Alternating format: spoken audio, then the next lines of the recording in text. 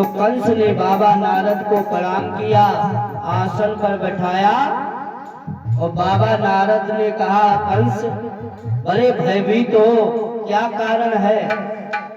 तो कंस ने कहा, महाराज मैंने कृष्ण को मारने के लिए कई उपाय किए पर मैंने उसे नहीं मार पाया। बड़े बड़े वीर सैनिक बलवान योद्धाओं को भेजा पर कृष्ण को मारने में असमर्थ रहे। अब हम क्या करें? तो बाबा नारद ने कहा, इसमें चिंता करने की कोई बात नहीं। आप ऐसा करो, अपने यहाँ यज्ञ का कार्यक्रम रखो और उस यज्ञ के कार्यक्रम में नंद बाबा के यहाँ पत्र भेजो और उस पत्र में लिखो, कृष्ण और बलराम और नंद बाबा सहित हमारे इस यज्ञ में पूरे परिवार का निमंत्रण है। तो कंस ने कहा, उससे क्या होगा? तो बाबा नारद ने कहा, जब सभी को यहाँ पर बुला लोगे, बलराम और कृष्ण को जैसा चाहना वैसा आप कर लेना घर में। तो कंस के समझ में आ गया, तो महाराज अक्रूर को भेजा। अक्रूर महाराज पत्र लेकर पहुंचे तो रास्ते में विचार करने लगे, इस कंस का कोई भरोसा नहीं है, ये बड़ा आदताई है, दुराचारी है, ये हमारे भतीजों को मार देगा। पर राजा की पार्टी में रह रहा था तो भाई बात तो माननी पड़ेगी। अगर आप किसी के यहाँ नौकरी करते हो तो मालिक की तो बात माननी पड़ेगी।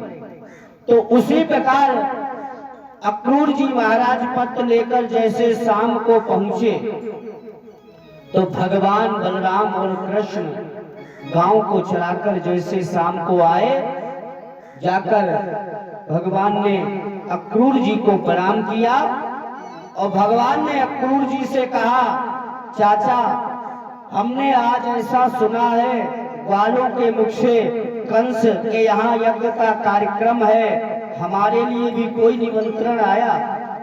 पर अक्रूर जी बता नहीं रहे।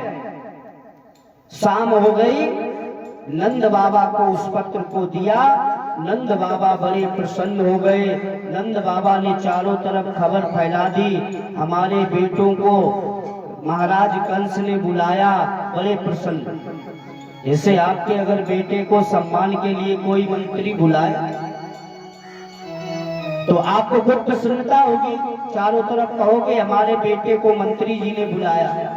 तो उसी प्रकार नंद बाबा बड़े प्रसन्न, पर मैया यशोदा बड़ी दुखी।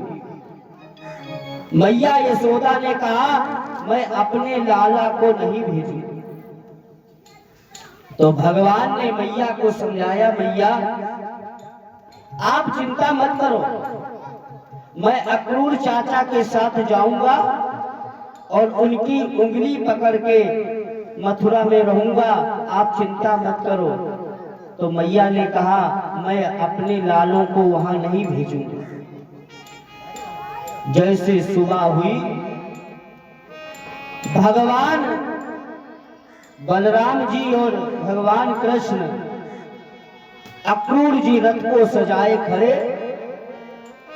मैया ने कहा, बेटा आप मेरे बुढ़ापे का सहारा हो, मुझे छोड़ के मत जाओ। पर भगवान ने मैया को समझाया।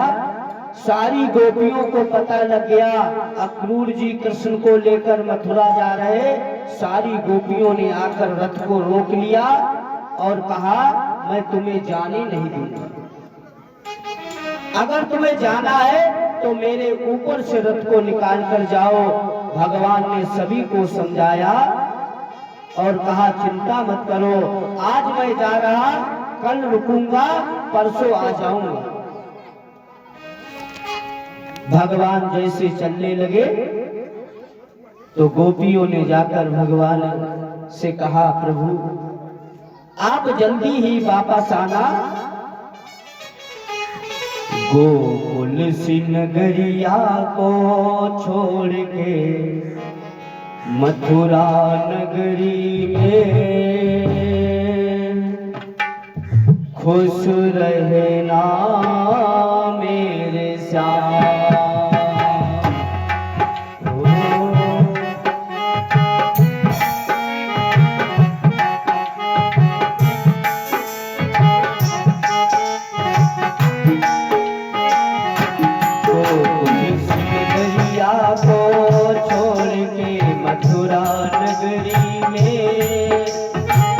रहना मेरे श्याम।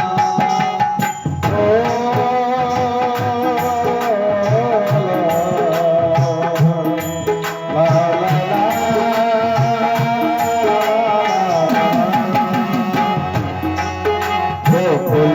दरिया को छोड़ के मथुरा नगरी में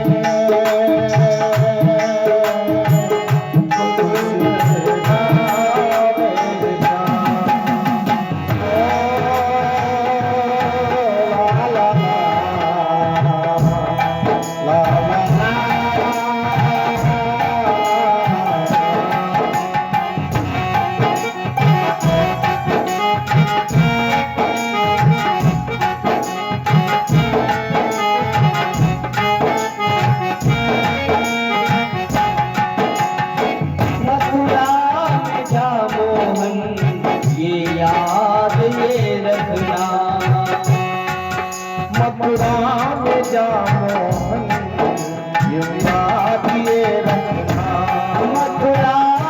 जा मोहन ये याद ये रखना।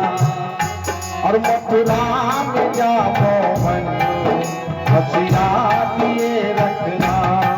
कैसे जीऊंगी मैं तुम्हारे बिना।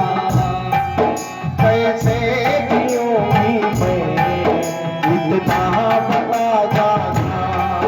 बंसी की प्यारी धुन श्याम मुझको सुना जाना। खुश रहना मेरे श्याम। ओ ला ला ला ला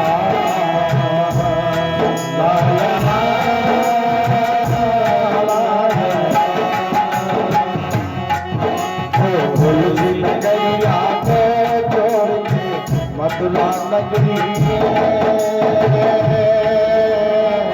खुश रहना मेरे श्याम।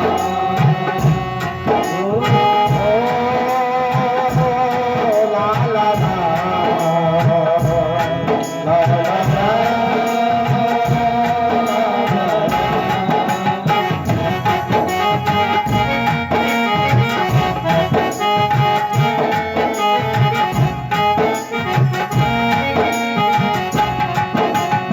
नगरिया को छोड़ के मथुरा नगरी में खुश रहना मेरे श्याम। खुश रहना मेरे श्याम। खुश रहना